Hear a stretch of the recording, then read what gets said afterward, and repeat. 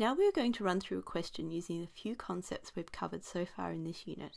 The aim of the example is to use the concepts of heat and thermal equilibrium to calculate the specific heat of a metal block using the relation of heat, specific heat, mass and change in temperature, some water, a thermometer, and here is our metal block of unknown specific heat, C. So we can write out the equations for both systems. Here we are treating water and the metal as two separate systems before we mix them. We know we have 100 ml of water at 1 degree C. You should note that 100 ml of water weighs 100 grams or 0.1 kilogram, and we have the mass of the metal block, which is 182 grams. The block is at room temperature 22 degrees C. So now let's add the metal block to the water. We are assuming we are dealing with an isolated system.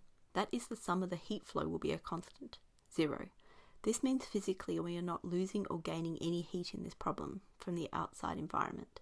If you did this experiment in the lab, you would likely gain some heat from the environment as the water heated up a little. We can write this as the change in the heat of the water equals minus the change of heat in the metal, or MWCW delta TW equals negative MMCM delta TM. So what do we know? What can we measure? We know the temperature of the water and the block before we put the block in the water, and we can measure the temperature of the water and hence the block once the two systems have reached thermal equilibrium. This should only take a few seconds.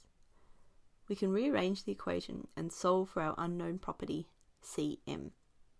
Now, we say the final temperature of the water block system is measured to be 4 degrees. Now we can see that the change in the temperature of the water is 3 degrees and the change in the temperature of the block is minus 18 degrees.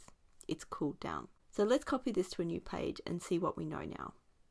Let's add in all the numbers and we can calculate that our unknown specific heat is 383 joules per kilogram Kelvin. This is a reasonable value for a metal. In fact, it is spot on for brass.